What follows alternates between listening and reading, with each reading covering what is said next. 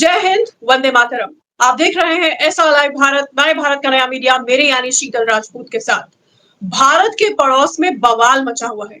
बांग्लादेश में किस तरह से तख्ता पलट हुआ शेख हसीना का, और अब क्या हालात हैं, हिंदू किस तरह वहां पर प्रताड़ित हैं, त्राही त्राही कर रहे हैं। और दूसरी तरफ पश्चिम में पाकिस्तान, जिसने फिर ताजा घुसपैठ कराई है। सूत्रों के मुताबिक, विश्वसनीय सूत्रों के मुताबिक, कई कमांडो अपने इस तरफ एलओसी और इंटरनेशनल बॉर्डर के इधर घुसपैठ करा के नए सिरे से खुराफात की फिराक में है पाकिस्तान।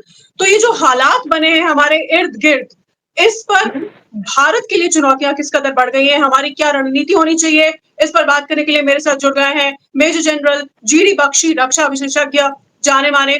जनरल बख्शी, बहुत स्वागत है एक बार फिर आपका ऐसा लाइव भारत पे। ये जो हालात थैंक यू। हमारे पश्चिम और पूर्व में बने हैं, हमारे लिए बहुत बड़ी चुनौती है, तो रणनीति भी जाहिर तौर पर अब बड़ी ही होगी। होनी पड़ेगी, बहुत भारी चुनौती है। पाकिस्तान जैसा फटीचर मुल्क, जिसके लोगों को 2 रोज की रोटी नहीं मिल रही, जहां त्राहिमाम हो रहा है इकोनॉमी की तबाही को लेकर, त्राहिमाम। उनकी आवाम, उनके जनता में 60-60 हजार रुपए महीने के बिजली के बिल आ रहे हैं, उन लोगों के जिनकी मंथली जो तनख्वाह है वो 40,000 रुपए। बताइए कब तक पाकिस्तान के लोग ये पागलपना सहेंगे, ये इकोनॉमिक कोलैप्स सहेंगे। जिहादी हुड़मती दिखा दिखा कर पाकिस्तान ने तो अपनी तबाही कर ली। ठीक है, बांग्लादेश का पिंड उनसे छूटा था, हमने मदद की थी छुड़वाने में 1971 में। वो कॉलोनी बना के रखा था, लूटपाट मचा रखी थी पाकिस्तान ने, वेस्ट पाकिस्तान ने ईस्ट पाकिस्तान को। ये तो साहब अपने आप को चंगेज खान की औलाद समझने लग गए थे। टिक्का खान को वहां पे अनलीश किया था बांग्लादेश में, बुचर ऑफ बांग्लादेश। ठीक है, और जो कत्लो गारत उसने वहां किया है, इतिहास में उसका कोई दूसरा मिसाल नहीं है। रीसेंट हिस्ट्री में मिसाल नहीं है जिस किस्म की वहां पे जेनोसाइड, जो वहां पे एथनिक क्लेंजिंग वहां पे की गई। ठीक है, तो आज क्या है कि वही फटीचर पाकिस्तान खुद तो तबाही के मार्ग पे जा रहा है, उनका मुल्क इकोनॉमिक मेल्टडाउन, इकोनॉमिक कोलैप्स। ठीक है, और वो अपना जिहादी ये केओस एक्सपोर्ट करना चाहता है वापस बांग्लादेश को। वो कह रहे हैं हम सेकंड लिबरेशन ऑफ बांग्लादेश कर रहे हैं, जो भारत ने 1971 में अचीव किया था। मैं लड़ा था उस युद्ध में, हमने बिल्कुल उसका बिल्कुल। बिल्कुल तख्ता पलट दिया है। अरे साहब, वो बांग्लादेश के लोग पागल शायद नहीं हुए हैं अभी तक पूर्ण रूप से। कौन सा देश चाहेगा? बांग्लादेश इतनी तरक्की कर रहा था, खासकर पिछले 15 सालों में, जबकि स्टेबिलिटी थी, शांति थी, लॉ एंड ऑर्डर था। और वो जो है 2015 तक बांग्लादेश का जो इनकम था उनका, एवरेज पॉपुलेशन का इनकम, वो पाकिस्तान से बढ़ गया था। 2021 में भारत के ऊपर चला गया था पर जी। कैपिटा इनकम बांग्लादेश का। मैं आपको बता रहा हूं, एक्सपोर्ट बिल्कुल कर रहा बिल्कुल। था, एशियन टाइगर बन गया था। और अब वो पाकिस्तानी जिहाद वहां पे जमायते इस्लामी लाना चाहती है कि भाई गदर होना चाहिए, शांति क्यों हो, मार काट होनी चाहिए, सड़कों पे कत्ल गारत होना चाहिए, लॉ एंड ऑर्डर का कोलैप्स हो जाना चाहिए, क्योंकि हम जिहादी इस्लामी मुल्क बनना चाहते हैं। और पहला उसका नतीजा कि हम जो है साहब, वो हम अब हिंदुओं को मारेंगे, उनकी औरतों का बलात्कार करेंगे, उनको खदेड़ के बांग्लादेश से बाहर करेंगे, क्रिश्चियंस को मारेंगे, बुद्धिस्ट को मारेंगे, बौद्धों को मारेंगे, और एक पागलपन का अपना इस्लामिया जो है शारिया का रूल वहां लगा के हम भी पाकिस्तान जैसे कमीने, फटीचर, कुत्ते बनना चाहते हैं। क्या ये बांग्लादेश के लोग चाहते हैं कि फटीचर मुल्क जैसे पाकिस्तान का है वैसे हमारा भी फटीचर बन जाए? हम इकोनॉमिकली प्रोग्रेस क्यों कर रहे हैं, बहुत हमारे बड़ा यहाँ शांति दुर्भाग्य है, सुकून क्यों है? बहुत ये दुर्भाग्यपूर्ण है। देखिए, देखिए मैं कहना चाहता हूं कि बिल्कुल ये रिवर्स में प्ले हो रहा है 1971 डेजावू। मैंने लड़ी है वो युद्ध। उस जी वक्त जी जी। पाकिस्तान, अमेरिका, चीन, ये हमारे बरखिलाफ थे। ये पुरजोर लगा रहे थे कि बांग्लादेश एक आजाद मुल्क के तौर पर उभर कर नहीं आए। बांग्लादेश के अंदर जमायते इस्लामी थी जो पाकिस्तान की फौज की चहेती थी, आज भी है। हाँ, और वो उन्होंने रजाकार खड़े किए थे, 2 रज़ाकार। ब्रिगेड रजाकारों की पाकिस्तान की फौज को मदद करने के लिए, पाकिस्तान के साथ मिले बांग्लादेश की आजादी को रोकने के लिए।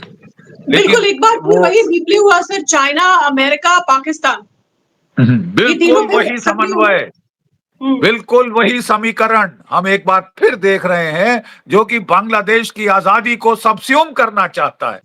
जैसा फटीचर हाल पाकिस्तान का है, उनको गवारा नहीं है कि साहब हम प्रोग्रेस क्यों कर रहे हैं, हमारे यहाँ शांति सुकून क्यों है, बच्चे पढ़ाई क्यों कर रहे हैं अच्छे स्कूलों कॉलेजों में, बच्चे प्रोग्रेस क्यों कर रहे हैं। हमको तो चाहिए जिहादी गदर, हमको तो चाहिए केओस, एनार्की, अस्थिरता। आगजनी, है ना। हमको तो चाहिए आगजनी, ये जमायते इस्लामी चाहती है। अच्छा, अब मैं आपको बताना चाहता हूं कि थोड़े से मैं इवेंट्स को रिकैपिचुलेट करूंगा जो हाल के हुए हैं। जी, यस, बिल्कुल। बात सही है कि पिछले एंटी इनकम्बेंसी कोई 4 टर्म हो गई है, ये चौथी टर्म थी बेगम शेख हसीना। हसीना वाजेद की, चौथी टर्म थी। तो एंटी इनकम्बेंसी आ जाती है थोड़ी बहुत, बट वो जो उन्होंने प्रोग्रेस किया, जो बहाल किया बांग्लादेश को, अनफॉर्चुनेट प्रॉब्लम ये हुई कि जब कोविड आया तो जो उनकी मेन गारमेंट एक्सपोर्ट इंडस्ट्री थी वो बुरी तरह से हिट हुई। उसके बाद फिर ये यूक्रेन का युद्ध शुरू हुआ, तेल की कीमतें आसमान पे चढ़ गई। ये बड़ा हथकंडे ये लोग कर रहे हैं, और ये सारे छात्र, जो स्टूडेंट ऑर्गेनाइजेशंस थी, उनको पेनिट्रेट कर रहे हैं। जमायते इस्लामी ने सारी स्टूडेंट ऑर्गेनाइजेशंस को पेनिट्रेट कर दिया है। तमाम यूनिवर्सिटी, ढाका, चिटागोंग, कहाँ की भी जो है दिनाजपुर वगैरह की, सबकी यूनिवर्सिटीज में ये इन्फिल्ट्रेट कर गए हैं स्टूडेंट यूनियन में। ये मारने काटने को तैयार हैं। जो सीधे साधे लोग हैं, स्टूडेंट जो पढ़ाई करना चाहते हैं, वो इनकी एवज में आ जाते हैं। ठीक है, और ये आईएसआई मेन मोहरा है, कैश पॉ है 2 मुल्कों का, यूनाइटेड स्टेट्स ऑफ अमेरिका और चाइना। अब मैं एक एक जो 3 हमारे ये मुल्क हैं, इनका मैं रोल जो इन्होंने अदा किया है इस रेजिम चेंज में, इस ऑरेंज रेवोल्यूशन में, इस मैदान कू में, अरब स्प्रिंग इन्होंने यहां दक्षिण एशिया में करने की कोशिश की है और सो कॉल्ड।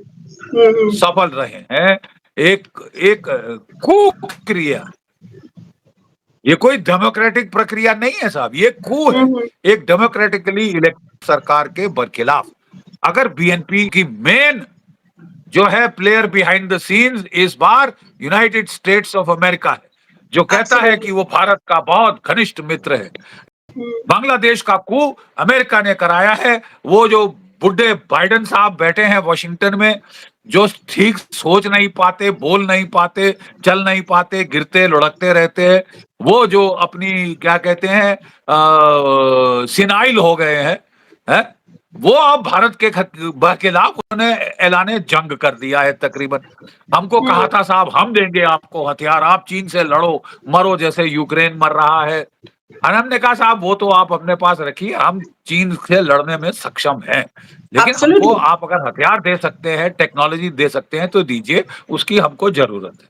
हम तो अमेरिका खरीदेंगे, ने मतलब आप हम पे कोई दान नहीं करे, हम खरीदेंगे आपसे बेसिकली। खरीद रहे हैं, नकद पैसा, डॉलर, हार्ड कैश हम पे, अफोर्ड कोई नहीं एड नहीं मांगी भारत ने। ठीक है, बिल्कुल सही कह रही हैं बिटिया आप, हार्ड कैश दे रहे हैं हम। और हमने कहा कि साहब GE-404 engine, GE-414 jet engine, ये हमें दीजिए, टेक्नोलॉजी दीजिए, हम पे करेंगे ताकि अपने देश में हम तेजस जहाज बनाएं और अपनी जो पुरानी 1960 की दशक की MiG-21 फाइटर्स की फ्लीट है, रूसी फाइटर्स करके नए जहाज लाएं। तो उन्होंने कहा जी हम करेंगे, और उन्होंने हमारे साथ कॉन्ट्रैक्ट साइन किया, और कॉन्ट्रैक्ट साइन करके साफ मुकर के हम नहीं देंगे। पूरा प्रोग्राम तेजस हमारा फाइटर का रोक मारा है ये अमेरिका ने। ठीक है साहब, अगर ऐसे दोस्त हों तो उससे तो दुश्मन भले। एब्सोल्युटली। और फिर जो बांग्लादेश में किया है वो तो हमें चोट पहुंचाने, नुकसान पहुंचाने पे आमादा है। वो पाकिस्तान उनका फिर चहेता हो गया है, एक फटीचर मरा हुआ मुल्क। ठीक है, अभी हाल में उसको फंड्स लेकर तो आए उसको पाकिस्तानी वहां से। बिल्कुल। और वो वहां पे देखिए, मैं आपको बताता हूँ, पिछले साल general Asim Munir, chief of army staff Pakistan, जो पहले उनका डीजी आईएसआई रह चुका है, जब पुलवामा का कांड हुआ था, याद आया? Absolutely. जी उस बिल्कुल। वक्त डीजी आईएसआई कौन था? आसिम आसिम मुनीर। मुनीर। हम्म आसिम मुनीर अभी हाल में अमेरिका गया, और हम्म। अमेरिका में वो किससे मिला? बाकी तो मिला डिफेंस सेक्रेटरी सेक्रेटरी बाकी लोगों से, किससे मिला वो? Victoria Nuland. कौन है ये मोहतरमा विक्टोरिया न्यूलैंड? ये वही स्टेट डिपार्टमेंट की ऑफिशियल है अमेरिकी, जिसने यूक्रेन में मैदान कू कराया था। प्रेसिडेंट यकानोविच, जो कि ड्यूली इलेक्टेड प्रेसिडेंट थे, बहुमत से हम्म आए थे, उनका तख्ता पलट किया मैदान रेवोल्यूशन करके। इसी तरह हम्म वहां पे जमावड़ा किया स्टूडेंट्स का, हजूम लोगों का लाके, जो रूसी लोग थे बेचारे, रूसी मूल के लोग, उनको एक बिल्डिंग में घेर लिया, और जब वो निकलने की कोशिश, बिल्डिंग में आग लगा दी, और जब वो निकलने की कोशिश, भागने की कोशिश, जान बचाने की कोशिश कर रहे थे, बेरहमी से उनको मारा। हम्म। यानी ऐसा कुत्तापना, ऐसा वहशीपना जो है, ये तो बहुत कम देखने को मिलता है, लेकिन ये इन्होंने किया है। इन्होंने हम्म। अरब स्प्रिंग किए हैं, ऑरेंज इराक रेवोल्यूशन, देख लीजिए, वायलेट इराक देख रेवोल्यूशन, लीजिए, और ये अफगानिस्तान देख सब लीजिए, सब जगह आप आप जहां भी देख लीजिए। जहां भी देखिए, अफगानिस्तान, इराक, लीबिया, और हम्म, इराक स्मरणीय है। क्यों? बिल्कुल। जिस तरह बगदाद में जाके इन्होंने सद्दाम हुसैन का स्टैचू क्रेन लगा के पलटाया था, ठीक हम्म वही रेपिटेशन इन्होंने करी है, एक सबक सिखाने के लिए हसीना वाजेद को। क्यों हसीना वाजेद के बरखिलाफ थे? बेगम हसीना ने बोला था कि मेरे पास अमरीकी आए थे जनवरी की इलेक्शन के पहले, और उन्होंने कहा कि मैडम, हम आपको बिल्कुल इलेक्शन देखेंगे कि आप जीत जाएं, लेकिन दो काम आपको करने होंगे। क्या दो हम्म काम? सेंट मार्टिन आइलैंड हमको दे दीजिए, हम वहां हम्म। पे नेवल और एयर बेस बनाएंगे। ठीक है, राइट। नंबर एक। नंबर दो, वो कहा कि आप हमको मदद करिए कि हम एक क्रिश्चियन देश, जूम हम्म लैंड बनाना चाहते हैं, कुकीज का फायदा उठा के, जो कुकी मणिपुर में है, मिजोरम में है, जो जो म्यांमार में है, जो बांग्लादेश में है, उनको सब लगा के सीआईए एक क्रिश्चियन देश बनाना चाहती है इन तीनों देशों के बॉर्डर पे, ताकि सबको चाबुक लगा के रखा जाए।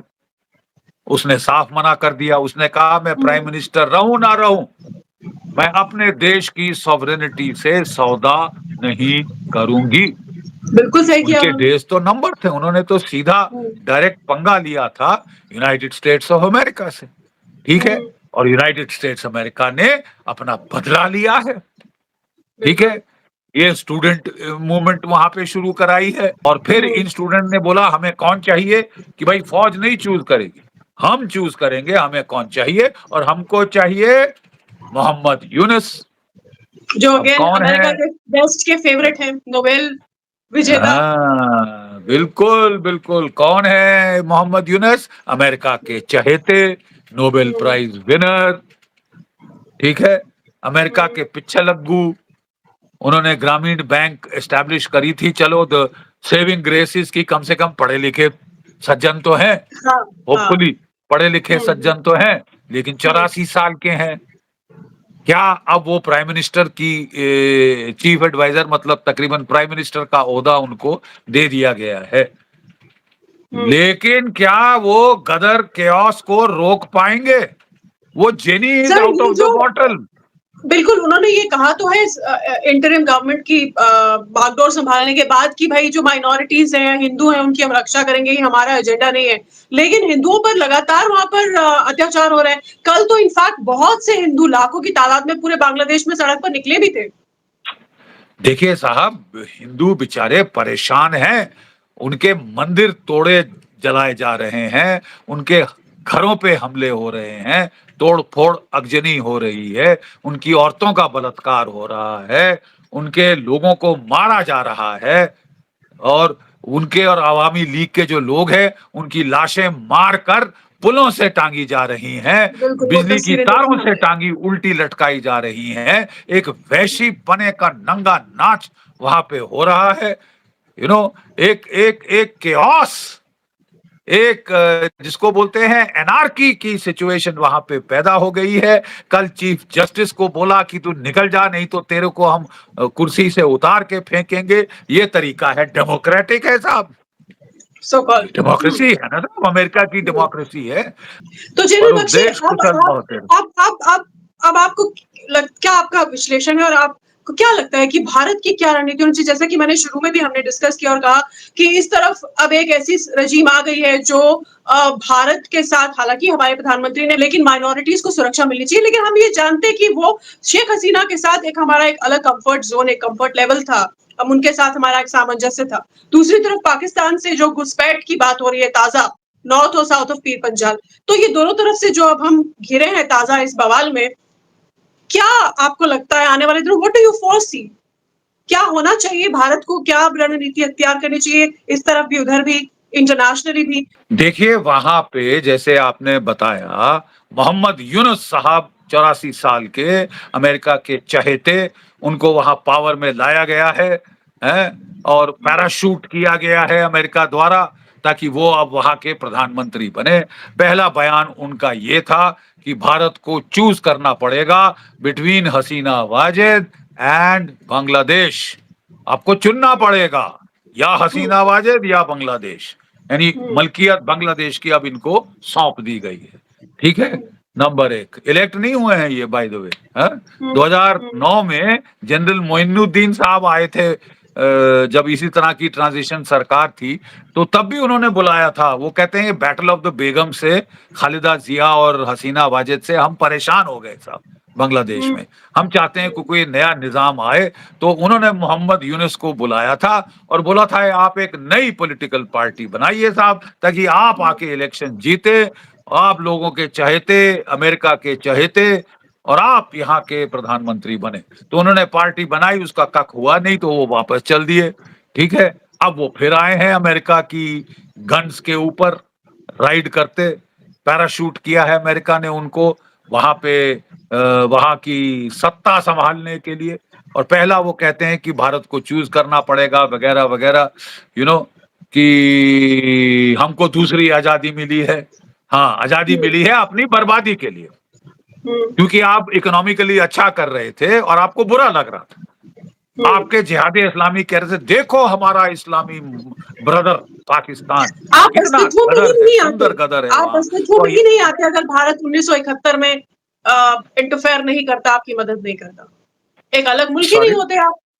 मैंने कहा कि बिल्कुल कोई बांग्लादेश सवाल अस्तित्व में नहीं ही था। नहीं होता। ये पूरा जो है, इनको आजाद करने में भारत का बहुत भारी भूमिका थी। ठीक है, और आजाद करके देखिए भला हुआ ना बांग्लादेश का। उनकी एब्सोल्युटली। इकोनॉमी कितनी प्रोग्रेस करी, वो तो उनका खून चूस रहे थे वेस्ट पाकिस्तान, वो कॉलोनाइज किया हुआ था इनको। ठीक है, सब सेकंड क्लास सिटीजन बना के रखा था। बंग बंधु ने आजाद कराया। आज आप ये बता, वर्ष ने हमारा बचाव किया, हमें नहीं चाहिए। हमें जहादी फसाद, गदर, अगजनी, तोड़फोड़ चाहिए। इकोनॉमिक प्रोग्रेस किसको चाहिए? तब तो हम शरिया का लॉ कैसे दिखाएंगे लोगों को? ठीक है साहब, तो वो जो है अब वहां पे वो आ गए हैं। ठीक है, भारत ने उनको साफ बोल दिया है कि ठीक है साहब, आप जैसे भी हैं विद यू। ठीक है साहब, हमारे पास और कोई चारा नहीं, लेकिन उस सरकार से डील करना। लेकिन आप प्लीज एक सरकार बनिए। एक सरकार का फर्ज होता है अपने आवाम की रक्षा, सुरक्षा। जी बिल्कुल बिल्कुल। मार काट गलियों पे नहीं हो सकती। मार काट के लाशें टांगिए, ये कोई सरकार नहीं है साहब, ये अनार्की है। Are you in control mister Mohammad Yunus? और क्या आप कंट्रोल ला सकते हैं? दूसरा सवाल, पाकिस्तान, वो बांग्लादेश की जो पुलिस है, उस पे इल्जाम लगा कि इन्होंने कत्ल गारत किया, कत्लेआम किया, 300 स्टूडेंट मार दिए। अरे उससे ज्यादा तो लोग मर गए हैं जब से इंटरिम गवर्नमेंट आने वाली थी तब से। ठीक है। शेख हसीना के वहां और से आने के बाद से। वहां पे निकलने के बाद भी जो वो तो चालू है, चालू है, गदर, मारकाट, अगजनी, तोड़फोड़, लूट। किस तरह प्राइम मिनिस्टर का घर लूटा गया, बेचारी की साड़ियां और ब्लाउज का नुमाइश किया गया, हा? और वहां के फर्नीचर उठा के चोरी करके ले जा रहे थे चोर, तो ये डेमोक्रेसी है साहब? मैं आपसे पूछता हूं, ये डेमोक्रेसी है? ये इस्लामिया रूल है? ये शरिया का रूल है जो आप चाहते थे कि साहब हमको इकोनॉमिक प्रोग्रेस नहीं चाहिए, हम नाखुश हैं कि यहाँ पे शांति है, हमको तो इस्लामी जिहाद चाहिए, जिहाद, गदर। देखिए साहब, बड़ी सीधी बात है, भारत का कंसर्न है हमारे हिंदू जो भाई बहन वहां पे फंसे हुए। बांग्लादेश की सरकार का फर्ज है कि वो उन्हें उनकी बचाए, सुरक्षा। क्रिश्चियंस को बचाए, बौद्धों को बचाए, रूल ऑफ लॉ को प्रिवेल होना चाहिए। आप तो चीफ जस्टिस को उठा के फेंक रहे हैं? आपकी तो मनचाही डंडे लाठियां लेके जाइए, कोई भी फेरबदल कर दीजिए। अब ये डेमोक्रेसी तो नहीं है साहब, ये तो मोबोक्रेसी है, जयजल बख्शी, ये क्या तो आपको लगता है गुंडों कि का अब राज है। बांग्लादेश में हालात फिर सामान्य होंगे जल्द? क्योंकि शेख हसीना के बेटे का बयान मैं सुन रही थी कल परसों का ही, वो ये कह रहे थे कि उनकी माँ, पहले वो कह रहे थे कि अब हम we are done with Bangladesh, हाँ we are done with Bangladesh, लेकिन अभी कल परसों में उनका बयान सुन रही थी कि नहीं, मेरी माँ बांग्लादेश जाएंगी। शेख हसीना, अवामी लीग भी वापस दोबारा से एक अपने हिम्मत जुटा रही है, खुद को खड़ा कर रही है। हिंदू भी कल बहुत बड़ी तादाद में सड़कों पर आए बांग्लादेश में, बहुत ज्यादा बड़ी तादाद में उन्होंने प्रोटेस्ट किए पूरे देश में। तो do you see some hope in the country now, और Sheikh Hasina getting back there, या कुछ मतलब आपको लग रहा है जल्द कुछ ऐसा हो सकता है, संभावना है, अब या भाई अभी नहीं? आगे आगे होता है क्या, ये किसको मालूम। लेकिन let's wait and watch, let's wait and watch. अगर हमारे दुश्मन हमारे खिलाफ चालें चल सकते हैं तो तनिक ज्ञान हम लोगों को भी है, तनिक ताकत। भारतवर्ष को इतना कमजोर मत समझिए, 3 तरफ से बांग्लादेश घिरा हुआ है भारतवर्ष की टेरिटरी से, ठीक है साहब। और 71 में किस तरह से हमने पाकिस्तान की फौज का सत्यानाश किया था, मैं था उस वक्त वहां, 2 टुकड़े किए थे पाकिस्तान के। इतना कमजोर मत समझ लीजिए भारतवर्ष आपने को भी, लड़ी है वो लड़ाई, राइट ऑफ आपने मत लड़ी है। करिए, राइट ऑफ मत करिए इतनी जल्दी। डोंट पाकिस्तान की आदत है ट्रायम्फलिज्म, हम जीत गए, मैं सिकंदर, मैं तो चंगेज ये तो खान। सर, ये तो इन्होंने वो देखिए अब 1975 में ही नहीं, कर दिया था, बेबे किया था, जब मुजीबुर रहमान और उनके पूरे परिवार को असैसिनेट किया, तो 75 में भी इन्होंने 1971 को अंडू करने की कोशिश की थी, लेकिन क्या हुआ तब उसके भी ये बाद? भंगड़ा कर रहे थे कि जीत गए, जीत गए, रगड़ दिया भारत को दे रगड़ा वगैरह बकवास। फिर क्या हुआ, काया पलट हुई कि नहीं हुई? कई बारी काया पलट हो सकती है, बहुत काया पलट हो सकती है। और सबसे पहले तो साहब इनकी प्रॉब्लम आएगी अगर ये अराजकता को कंट्रोल नहीं कर पाए। और कंट्रोल कैसे करेंगे? बांग्लादेश की पुलिस स्ट्राइक पर है, आप जानती हैं, क्योंकि वो कहते हैं साहब हमने सरकार के आदेश माने और हमारे पुलिस स्टेशन जला रहे हैं, हमारे घरों पे हमले हो रहे हैं, हमें उल्टा मार डाल के हमारी लाशें लटकाई जा रही हैं, फांसी दी जा रही है, हमारी औरतों के साथ बदतमीजी बदसलूकी हो रही है। तो पुलिस क्या मतलब, कोई बड़ी खुश पुलिस बैठी है कि बड़ा अच्छा लग रहा है आप हमारे पुलिस स्टेशन जला रहे हैं। उन्होंने बोला साहब हम स्ट्राइक पे हैं, आप करिए जो आपने करना है, हम नहीं आएंगे अपनी नौकरी, हमको ऐसी नौकरी नहीं, जलियांवाला बाग नहीं करना चाहते। Very good. लेकिन साहब आपको लॉ एंड ऑर्डर तो लाना है ना। अब आपने काफी टूल दे दी कि जो भड़ास थी लोगों में वो तो निकल जाए, सत्ता ये तो में निकल आए नहीं हैं तो रही। सरकार तो ये चलानी तो पड़ेगी ना। मारकाट का ये तो मारकाट का सिलसिला खत्म ही नहीं हो रहा, ये तो चलता जा रहा है। अब कुछ देर के बाद भारत का कंसर्न हो जाएगा, बाकी सब आपका इंटरनल मैटर है। लेकिन अगर आप हिंदुओं को उनके टेम्पल्स तोड़े, उनके घर जलाएं, उनकी औरतों की इज्जत लूट के उनको धकेले बाहर, तो फिर हमारा मामला बन जाता है। I am very sorry. ठीक है साहब, देखिए 2-3 सोच विचार हैं, 2-3 विकल्प हैं। मैं जरा, let me speak like a soldier. जी बिल्कुल ठीक है, बिल्कुल। अभी तक हम बांग्लादेश के साथ बहुत उदार थे, ठीक है, क्योंकि हमें मालूम था कि Sheikh Hasina Wajid is well dispose towards India और वो हमारे इंटरेस्ट को नुकसान नहीं होने देंगी। हमारा बड़ा सीधा है कि साहब आपके इंटरनल मैटर्स हैं, आप संभालिए। बट अगर आप हमारे लिए प्रॉब्लम खड़ी करेंगे तो फिर हमें हस्तक्षेप करना पड़ेगा, नंबर हम्म, 1। ठीक है? तो we are waiting and we are watching very patiently, very carefully कि आप करते हैं क्या।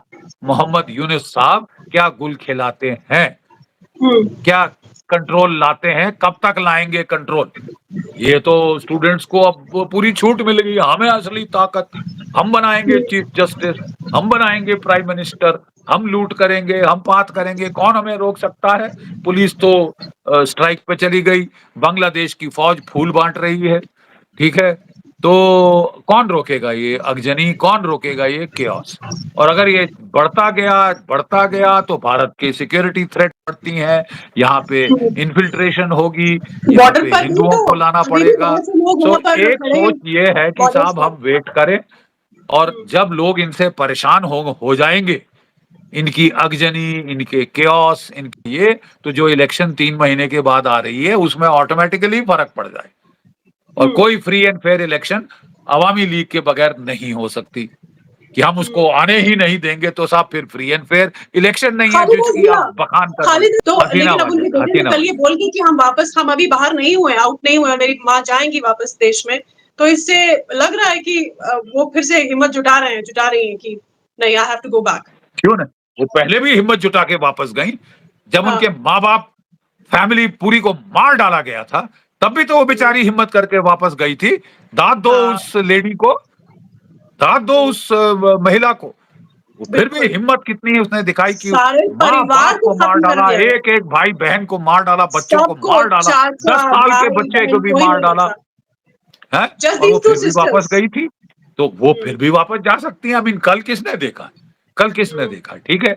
तो मैं ये कह रहा हूं, एक तो ये है कि हम वेट करें कि लोग इनसे फेड अप हो जाएं, और जिस रेट पे ये जा रहे हैं, अगर ये समझते हैं कि लोग बड़ा पसंद करेंगे, वाह वाह क्या गदर है, क्या हाई दर्जे का गदर है, क्या आगजनी हो रही है, क्या मजा आ रहा है, लूटपाट करने को, गजवा करने को मिल रहा है, अपने ही देश को लूटने का चांस मिल रहा है, जो चाहो ले लो, खसूट लो, लूट लो। अबे तुम्हारा देश तबाह हो जाएगा इस रास्ते के ऊपर।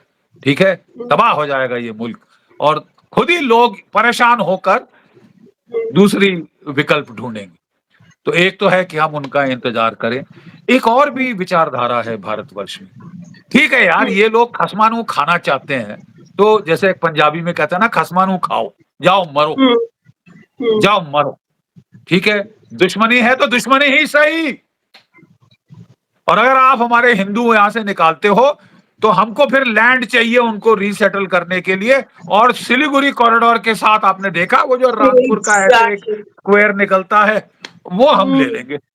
वो आपको देना पड़ेगा, सीड करना पड़ेगा, ताकि जो हिंदू आप घर से बेघर करो, हमको भी जगह चाहिए कहीं सेटल करने के लिए, हम वहां सेटल करेंगे।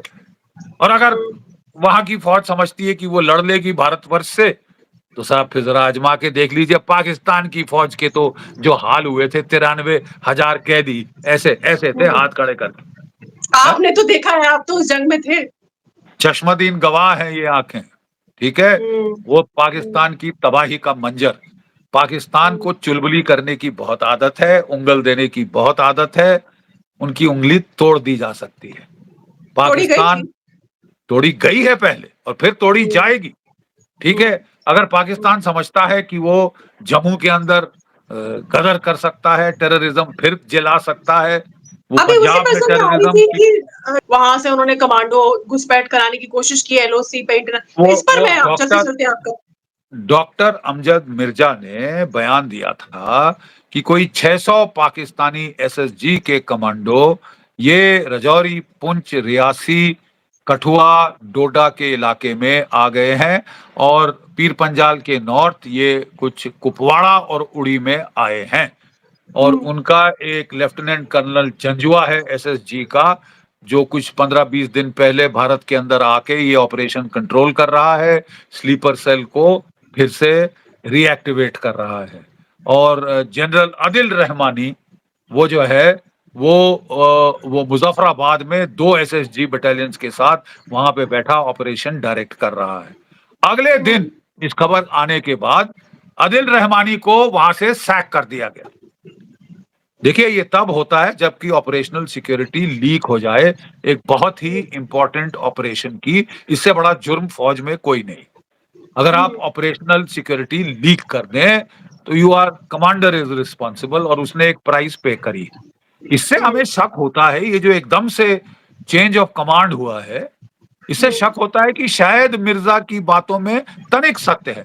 600 ना भी हो, फिगर में कम आगे पीछे हो सकता है। आगे पीछे हो सकता है, लेकिन हम्म, कुछ तथ्य कर्नल मुझे लग रहा है सच्चाई का है। क्या वो ये है कि एसएसजी के रिटायर्ड बंदे भेजे हैं? इलियास फौजी, 2-3 फौजियों के नाम रजौरी पुंछ में आ रहे हैं, कठुआ के इलाके में आ रहे हैं, मतलब फॉर्मर एसएसजी के कमांडो। हो सकता है फॉर्मर हो, फॉर्मर हम्म, के साथ कुछ सर्विंग भी भेष बदल के आ सकते हैं। हम फौज में बिलीव करते हैं कि भाई सत्य क्या है, what is the truth, what is the operational reality. कैसे पता चलती है ऑपरेशनल रियलिटी? जब हमारी फौजों की टक्कर हो दुश्मन से, तब हमें पता चलता है दुश्मन है कौन, कितनी ताकत में, क्या हथियार, क्या नहीं। ये कब पता है? फिजिकल काइनेटिक क्लैश, जब टक्कर हो तब दुश्मन की इंटेलिजेंस आती है, सबसे रिलायबल होती है कॉन्टैक्ट इंटेलिजेंस। ठीक है, कॉन्टैक्ट इंटेलिजेंस क्या कहती है? कुपवाड़ा में एक बैट एक्शन टीम का रेड हुआ था हमारे बॉर्डर आउटपोस्ट पे। एक जवान शहीद हुआ, 4 जवान घायल थे, शामिल एक ऑफिसर। ठीक है, वहां पे मारा गया था एक पाकिस्तानी, और बड़ा जखीरा हथियारों का मिला। उस जखीरे में एक तो M4 राइफल्स थी जो अफगानिस्तान से आई हैं, स्टील कोर कार्ट्रिजेस थी, और एक जो है उनकी बुलपअप राइफल थी जो कि स्पेशल फोर्सेस एसएसजी के कमांडोज इस्तेमाल करते। राइफल अगर आ गई है एसएसजी टाइप उनकी राइफल, तो मतलब एसएसजी कमांडो है। वो राइफल केवल एसएसजी कमांडोज को ही इशू होती है, एब्सोल्युटली, ये एक एब्सोल्युटली, इंडिकेशन बिल्कुल। है। देखिए मैं बात कर रहा हूं, बाकी बहुत लोग बकवास कर रहे हैं कि ये नहीं, वो गलत, ये गलत, हम सब जानते हैं। तो मैं चाहता हूं कि साहब मैंने भी झक नहीं मारी, फौज में लड़ा हूं और लड़ाइयां जीता हूं। ठीक है, रजौरी पुंछ में लड़ाई जीता हूं, किश्तवाड़ में लड़ाई जीता हूं, कारगिल में लड़ाई जीता हूं। समझ गए साहब आप? तो कॉन्टैक्ट इंटेलिजेंस क्या होती है मैं भी जानता हूं। ठीक है, और दूसरा कॉन्टैक्ट, एक इन्फिल्ट्रेशन हुई थी दूसरी कुपवाड़ा के अंदर, उसके बाद बैट एक्शन के बाद, जिसमें नौमीन नाम का एक एसएसजी का कमांडो, जो कि पर्सनल सिक्योरिटी गार्ड था हाफिज सईद का, फोटो है उसकी, फोटो है उसकी, ऑलराइट, और वो इन्फिल्ट्रेट करता हुआ मारा गया, उसकी लाश यहां गिरी। ठीक है साहब, सिविल ड्रेस में है, बट उसकी शक्ल तो पहचानी जा रही। ये तो बिल्कुल, नौमीन बिल्कुल, है जो कि गार्ड था हाफिज सईद का। 1 कॉन्टैक्ट बिल्कुल। SSG, 2nd contact SSG. ठीक है, तो साहब कुछ सत्य तो है, देयर इज सम इस ट्रूथ। दावे में सच है, अब इस बहुत दावे सारे में कुछ लोग तो मुझे सिखा रहे हैं कि साहब लड़ाई कैसे लड़ी जाती है, तू तो, तेरे को मालूम नहीं, हमें बहुत पता है, हम सिविलियन हैं। तो साहब थोड़ा ना जो प्रोफेशनल का काम है, प्रोफेशनल पे छोड़ दीजिए आप। बिल्कुल, कॉन्टैक्ट बिल्कुल, इंटेलिजेंस बिल्कुल। में भी आ रहे हैं। 12 जवान हमारे शहीद हुए हैं जुलाई के महीने में। जी, जी। बड़े बड़े अच्छे एम्बुशेस अनफॉर्चुनेट। लगाए गए हैं। घने जंगल के इलाके में फायदा होता है जो एम्बुश लगाता है, बट बड़े प्रोफेशनल एम्बुशेस लगाए गए हैं जिनका स्तर हमारे टाइम के टेररिस्टों से ज्यादा अच्छा है। कुछ तो दाल में काला है ना साहब? नहीं साहब, हम तो ना बुरा सुनते हैं, ना बुरा देखते हैं, ना बुरा सोचते हैं। तुम मरो, keep your eyes and years bloody well open. ठीक है, डोंट बी डिसमिसिव।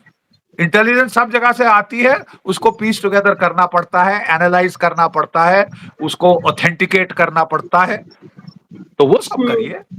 डिसमिसिव हो बिल्कुल, जाइए बिल्कुल। ना, ये तो पागल है। उसने पहले भी आज कई, ही मे नॉट बी, वो कोई फौजी नहीं है टोटल, वो इतनी जबरदस्त इंटेलिजेंस नहीं दे सकता जितना कि एक फौजी ऑफिसर दे सकता था। जर्नलिस्ट है, लेकिन जर्नलिस्ट है। जब जब अफगानिस्तान का किस्सा चल रहा था, जब जनरल बाजवा ने रो कर भारत से सीज फायर मांगा, हमने सीज फायर उदारता में दे दिया ना, हम पृथ्वीराज चौहान है, ठीक है, हमने दे दिया, ओहो पाकिस्तान सीज फायर मांग, अब हालत खस्ता हो गई पाकिस्तान की, हम तो बहुत ताकतवर हैं, हम तो केवल चीन से लड़ेंगे, पाकिस्तान के बारे में तो हम सोचेंगे भी नहीं। अरे साहब, वो फिर आपको सोचने पे मजबूर कर रहा है ना साहब, है?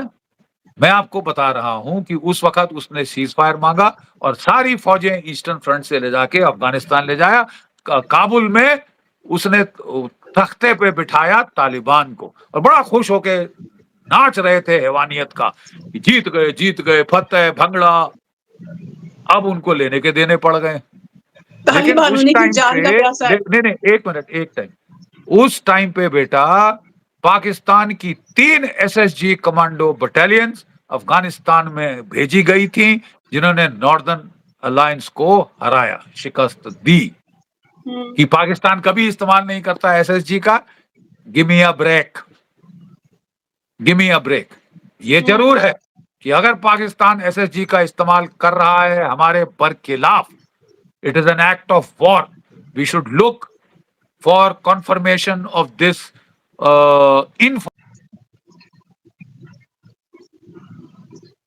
information. हम्म, ठीक है, but we should corroborate hmm, 150 sources हैं। Exactly. Please please cooperate, please do. I am sure जो लोग हैं पढ़े लिखे, जिनका ये प्रोफेशनल जो है वो कर करेंगे रहे हैं इसको इसको, और बट डिस्काउंट नहीं करना बिल्कुल चाहिए बिल्कुल करेंगे, इंफॉर्मेशन हर को, डिस्काउंट ना इंफॉर्मेशन करिए को कि नहीं हो ही नहीं सकता, हो ही नहीं एनालाइज सकता, करेंगे हम बिल्कुल। और गांधीवादी हैं, हम पे कौन हमला करेगा। पाकिस्तान से तो हम निपट लेंगे, निपट रहे हैं। In fact north south Pir Panjal में निपट रहे हैं और ये इंफॉर्मेशन वगैरह भी लगातार आ रही है। लेकिन सवाल बड़ा यही, और इसी से मैं कंक्लूड करना चाहूंगी कि बांग्लादेश को ये देखना है कि क्या वो दूसरा पाकिस्तान बनना चाहता है, या अफगानिस्तान की तर्ज पर जैसे जमाती वहां पे हुल्लड़ मचा रहे थे वैसे ही उसी तर्ज पर जाना चाहता है। ये बांग्लादेश को तय करना होगा और साथ ही इंश्योर करना होगा कि जो माइनॉरिटीज हैं, हिंदू खासतौर से, उनको सुरक्षा वो दे। और भारत को तो खैर इग्नोर नहीं कर सकता बांग्लादेश भी। भारत का अपना एक वजूद है, अस्तित्व है, और कोई भी पड़ोसी मुझे लगता है कि भारत के साथ बैर पाल के तो नहीं रह सकता। जनरल बख्शी। वो देखिए, कहते हैं ना, पानी में रहना हो तो मगरमच्छ से वैर नहीं करते। हम्म, बड़ा पुराना मुहावरा है और बड़े पते का मुहावरा है। पानी में रहकर मगरमच्छ से वैर नहीं किया जाता। मैं बस इतना हम्म, ही इशारा दूंगा। देखिए, बांग्लादेश के लोग क्या चाहते हैं, वो आजाद हैं, हमने हम्म, आजादी दिलवाई थी उनको। They are free to hmm, do what they want. अगर वो चूज करना चाहते हैं पाकिस्तान का जिहाद मॉडल, गदर, इकोनॉमिक कोलैप्स, हम्म, फटीचर हाल, या अफगानिस्तान की तालिबान का model, they are welcome. We can't stop them. Hmm, हमारी प्रॉब्लम आएगी जब आप हमारी हिंदू माइनॉरिटी जो वहां पे हैं, आप उनके हम्म, साथ बदसलूकी करो, जेनोसाइड करो, हम्म, उनको धकेलो भारतवर्ष के अंदर, डेमोग्राफिक एग्रेशन करो, तो फिर आई एम अफ्रेड हमको अपना बचाव करना होगा। और बचाव का एक तरीका है कि वहां पे कोई अकलमंद रिजीम आए, ठीक है, वो खुद चुने। बांग्लादेश के लोग, हम्म। देखिए, वो बहुत पढ़े लिखे लोग हैं, बंगाली लोग बहुत हाँ तेज हाँ दिमाग बिल्कुल। के लोग हैं। और मैं बड़ी इज्जत करता हूँ उनकी, मेरे गुरु बंगाल से थे, ठीक है। हम्म, मैं बहुत हम्म, इज्जत करता हूँ बंगाली इस कौम की। बहुत ही पढ़े लिखे लोग, बहुत ही अच्छे लोग, वेरी इंटेलिजेंट पीपल। 3 महीने अगर वो देख लेंगे ये अगजनी केओस, मार काट, वो खुद ही समझ जाएंगे। और वो लोग, I think wait and watch करना होगा और ये वेट एंड काफी वॉच डिसाइसिव होगा। बहुत जरूरी है इस वक्त। लेकिन एक हम्म, पुश कम्स टू शव, मैं सिर्फ एक कंटिंजेंसी की बात कर रहा हूँ, ठीक है। हम्म, फौज में कहते हैं भाई, खराब से खराब चीज के लिए भी तैयार रहना चाहिए। मैं कंटिंजेंसी की बात करता हूं। मान लो कि लोग चुनते नहीं साहब, हम तो जिहादी कुत्ते बनना चाहते हैं, हम तो साहब मार काट अगजनी के सिवाय हमको हमारी हवस जो है वो खत्म नहीं होगी, और हमको तो हम्म, साहब मार काट लगातार चाहिए, बड़ा अच्छा, बड़ा मजा आता है, ठीक है साहब। और अगर हम्म, फिर वो हमारी हिंदू माइनॉरिटीज को, बुद्धिस्ट क्रिश्चियन माइनॉरिटीज को धकेलते हैं भारतवर्ष में कि तुम संभालो, तुम पे करो, तुम खिलाओ, तुम पिलाओ, वगैरह वगैरह, हम इनकी प्रॉपर्टी शॉपर्टी लूट पाट के रख लेंगे, तब साहब प्रॉब्लम होगी। और एक सोल्यूशन जो सजेस्ट की जा रही है वो ये है हम्म, कि अगर ये, तो फिर साहब आपको सीड करनी होगी एक पीस ऑफ टेरिटरी जहां हम इनको बसाएं।